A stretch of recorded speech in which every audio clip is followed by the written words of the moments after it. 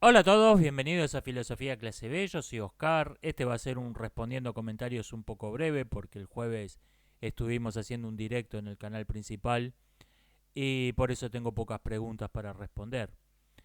Me dicen que el diseño del cohete de SpaceX que explotó el jueves, no me acuerdo cómo se llama, está inspirado en una escena del dictador, no de Austin Powers, como yo dije. Es una escena donde el personaje de Sacha Baron Cohen dice que el, un misil que está haciendo el dictador tiene que tener punta de flecha porque nadie respeta un misil que parece un dildo. Aparentemente está basado en esa escena. Probablemente no, probablemente tiene alguna razón práctica y después se inventaron esta historia posteriori. Pero sí, es de es del dictador, no de Austin Power, que Austin Power precisamente es el cohete parece descaradamente parece un dildo. Eh, o sea, es más o menos lo contrario.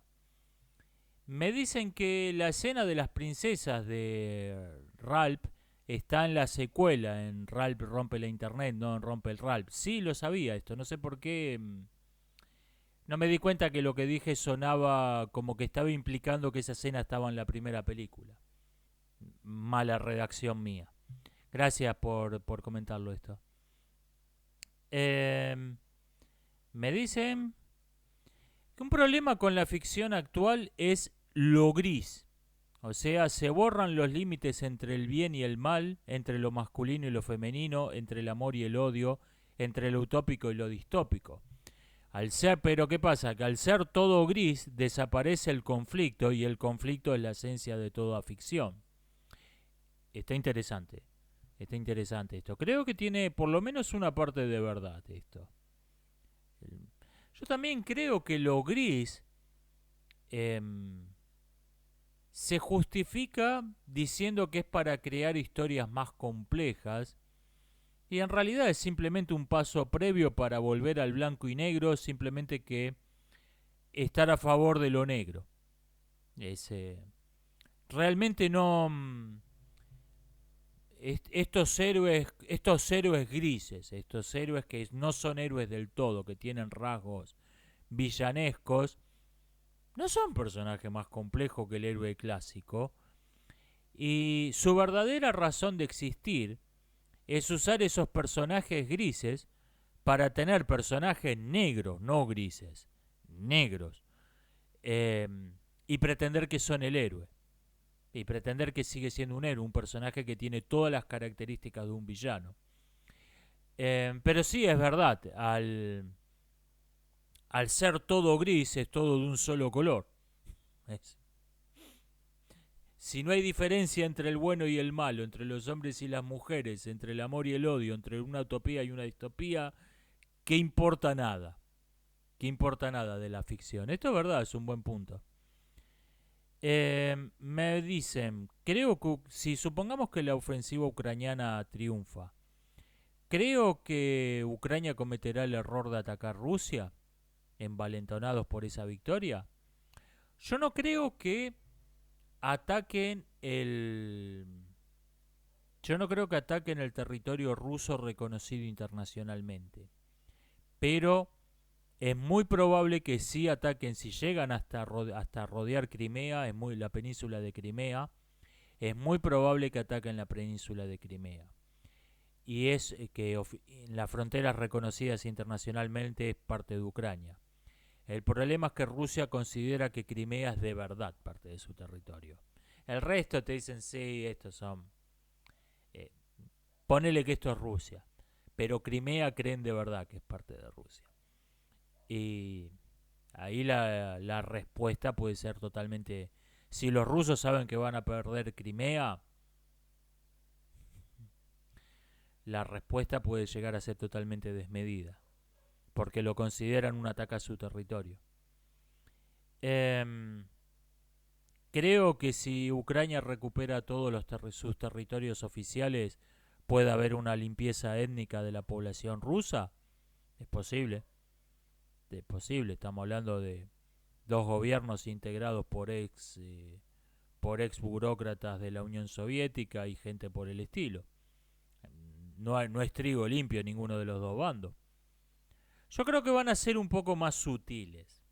Van a prohibir el idioma ruso. Te van a dar todas las facilidades si te querés ir a vivir a Rusia. Te van a poner alfombra roja para que te vayas. Yo creo que van a ser más sutiles, porque si empiezan una masacre abierta, Rusia le va a tirar con todo lo que tiene. No lo va a tolerar. Pero sí creo que puede haber una limpieza étnica disimulada, un poco menos brutal. Me dicen, perdí amigos por culpa de la miniatura de tu último video. Yeah. Me dicen que le dijo a alguien, no, es un canal de filosofía, sí, claro. Me preguntan, ¿cómo defino la moral y por qué es importante? Yo creo que el pensamiento ético es el pensamiento acerca de los fines, acerca de lo que deben ser las cosas y no acerca de lo que son las cosas. Es todo un área del pensamiento distinta del pensamiento que se ocupa del pensamiento práctico, científico, empírico en general. Es otro orden de pensamiento. Es acerca de lo que debe ser, es acerca de los fines. ¿Por qué es importante? Porque es lo que nos hace humanos. Es lo que nos diferencia de las bestias. Es así de simple. Nada más que eso. No es la inteligencia, no es el conocimiento científico lo que nos diferencia de las bestias. Es el hecho de que nosotros tenemos un pensamiento racional acerca de los fines, acerca de lo que debe ser nuestro comportamiento, acerca de lo que deben ser las cosas. O sea, es la razón por la que existimos, así de importante es. Es toda una dimensión del pensamiento cuya importancia se valoró desde que se conocen, desde que hay registros históricos, hasta hace 100, 150 años. Y hace 100, 150 años en Occidente se decidió que toda esa área de pensamiento en la que todos los pensadores de todas las escuelas habían coincidido en darle una importancia equivalente por lo menos a la del pensamiento científico. Por lo menos. Tenemos los antiguos estoicos que distinguen el pensamiento entre lo que nosotros llamamos ciencia, lo que nosotros llamamos epistemología y la ética. O sea, estaba a la par de la epistemología y de la ciencia, el pensamiento ético. Tenés a principios del siglo, fines del siglo XVIII, principios del siglo XIX, lo tenés a Kant diciendo que algo así como que aunque viva 1000 años, su razón siempre va a tener en qué ocuparse en el cielo estrellado sobre mí y en el deber moral dentro de mí. O sea, el problema del bien y del mal tenía la misma importancia que la investigación científica para Kant. Eran las dos grandes cuestiones de las que se ocupaba el pensamiento. No mucha diferencia con los estoicos del siglo... Con todos los estoicos son los que lo definieron eso, pero en realidad todos los pensadores coincidían en esa división. O sea, no hubo cambio en esa cuestión, no hubo ningún cambio desde la época alejandrina hasta el 1800. Y de repente se decidió que toda esa área de pensamiento era irrelevante o ilusoria. O no tenía importancia o era una ilusión que no existía. Eso. Y esto se aceptó como ni siquiera hubo ninguna discusión en esto. Simplemente se aceptó. Y yo creo que no. Yo creo que no. Yo creo que es toda una dimensión de la realidad que estamos ignorando. Y aunque finjamos que eso no existe, aunque finjamos que eso es una ilusión, es toda una dimensión de la realidad que sigue estando ahí. Es el pensamiento de los últimos 100, 150 años es comparable a tener una geometría estrictamente de dos dimensiones y pretender que el universo en el que vivimos no es tridimensional. O sea, es ignorar una dimensión entera de la realidad. Y pretender, bueno, no, pero tenemos círculos, cuadrados, triángulos, esto es todo lo que existe. No. Existen los cubos, existen las esferas, etcétera. Bueno, el pensar que lo único que necesitamos es un pensamiento técnico científico, la moral no existe, es equivalente a eso. Pretender que vivimos en un universo de dos dimensiones y no de tres.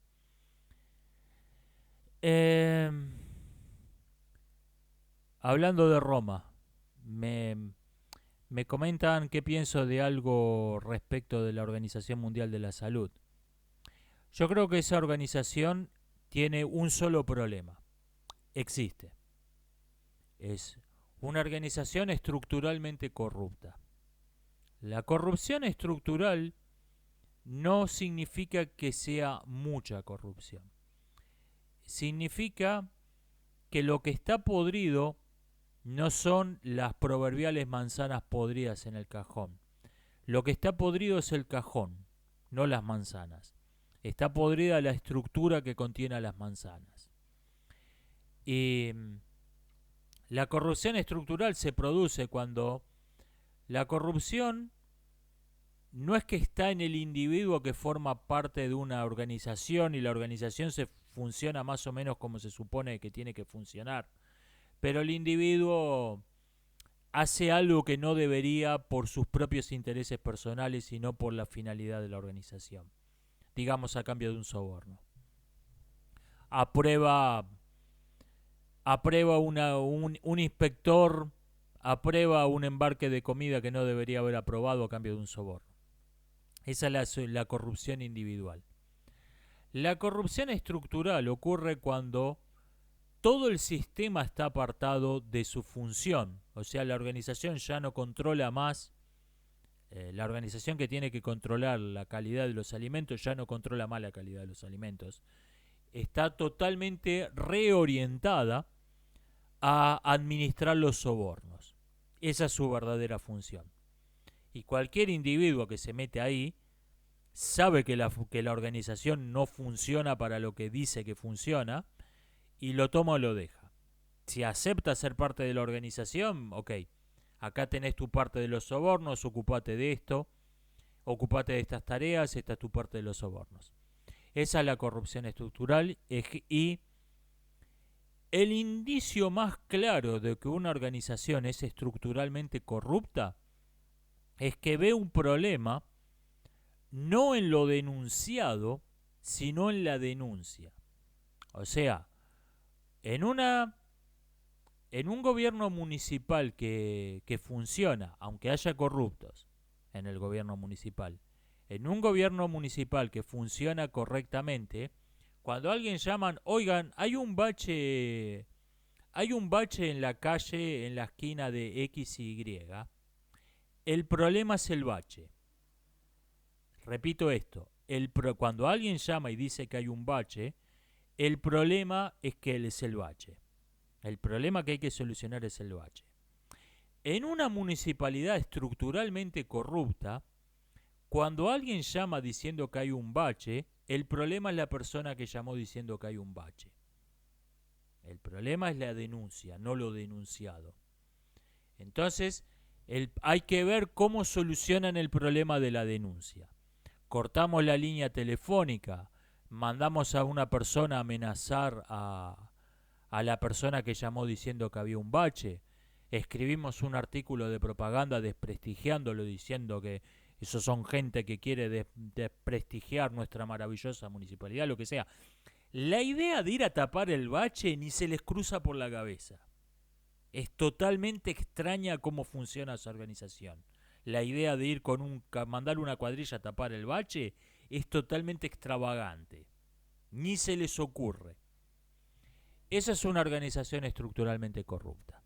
Y esto lo vemos En la campaña contra los antivacunas de la Organización Mundial de la Salud lo vemos esto de modo inconfundible. El problema no es que las vacunas no sirvan para una mierda, el problema no es que hayan matado más gente que la enfermedad que se suponía que tenían que curar. El problema es que hay gente diciéndolo. O sea, el problema no es el problema no es el bache. El problema es la gente que llamó diciendo que hay un bache. Eso es una organización estructuralmente corrupta.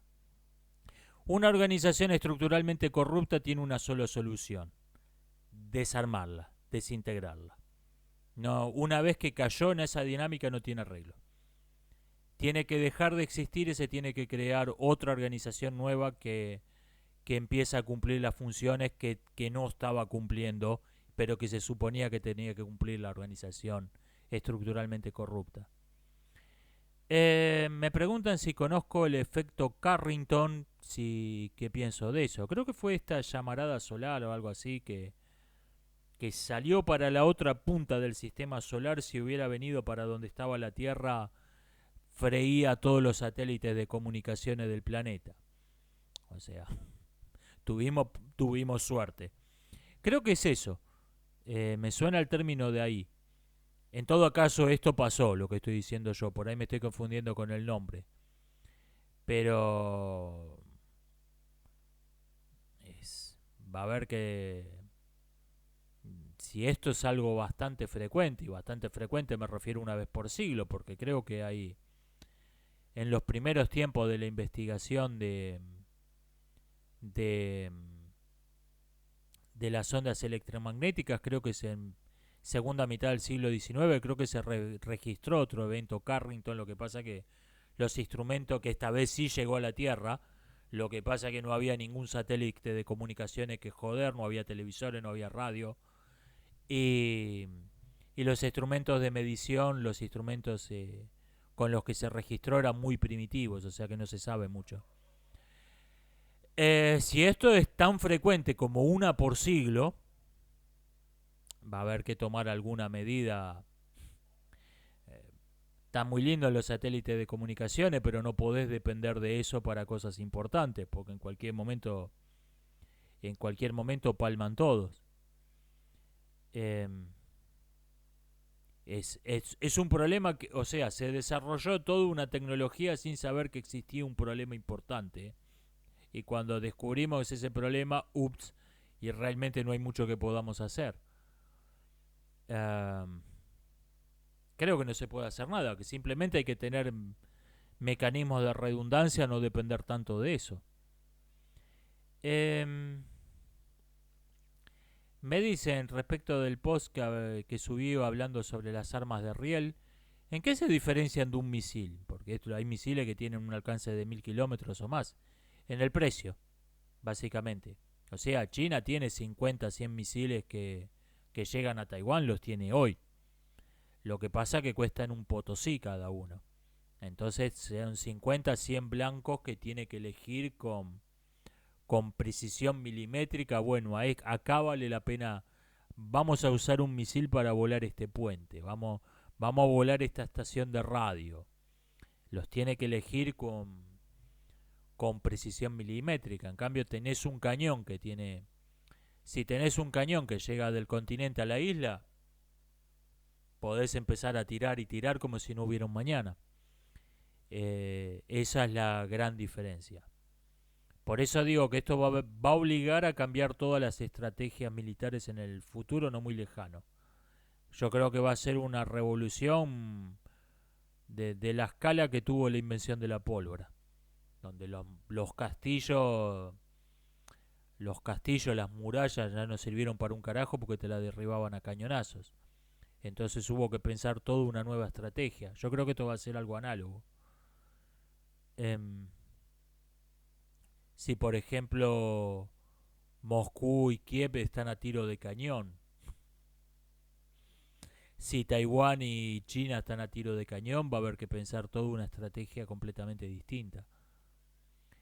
Me preguntan, alguien comentó que no sé qué cosa es racista. ¿Qué pienso? Sí, esta es la nueva regla 34 de la internet. Si algo existe es racista.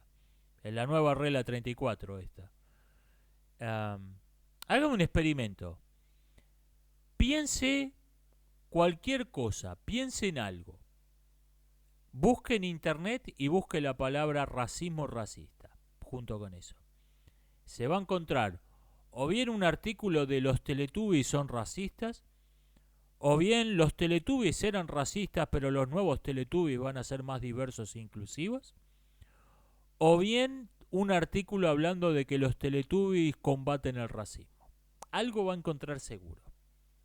Es imposible que no haya un artículo periodístico que no relacione una cosa, digamos los Teletubbies, con el racismo. Por lo tanto, si todo es racista, entonces decir que algo es racista significa decir simplemente que es. Si una palabra es totalmente abarcativa, no define nada. Definir es delimitar etimológicamente. Un término eran las estatuillas de dioses que ponían los romanos para marcar dónde terminaba un terreno. Un término es algo que separa, dice esto está dentro, esto está afuera. Si un término no tiene límites, si un término abarca todo, no significa nada. No delimita nada, no define. Por lo tanto, deja de ser una palabra. Es simplemente un ruido que se emite con la boca como un granido de mono. Por lo tanto, cada vez que uno oiga racismo, tiene que prestarle la misma atención que le presta a los granidos de los monos. Ninguna. Y por último, me preguntan ¿por qué no hay ninguna película ambientada en la América prehispánica? Por ahí por una combinación de razones. El cine lo detesta la América prehispánica. No ha hecho... Incluso Apocalipto, que es la primera que pensé cuando leí su comentario, hacen un cameo los españoles en la última escena. O sea, la única excepción que me vino a la mente es hasta por ahí nomás. Y aparece como un tema importante la peste, que llegó el paciente cero, se supone que fue un esclavo africano. O sea que vino con los barcos de España. Pero bueno, pero los españoles aparecen, aunque sea haciendo un cameo. No cuenta. Y es lo más parecido que me vino a la mente. Supongo que hay gente que no sabe un carajo y hay gente que cree que tampoco sabe un carajo, pero cree que sabe algo de la América prehispánica. Entonces no tenés una base en el público para que sepa de qué están hablando. Y si vas a crearte un universo, te vas a inventar una América prehispánica de fantasía, como hacen la mayor parte de los tipos que se hacen llamar historiadores, que se inventaron su mundo de fantasía y lo llamaron la América prehispánica.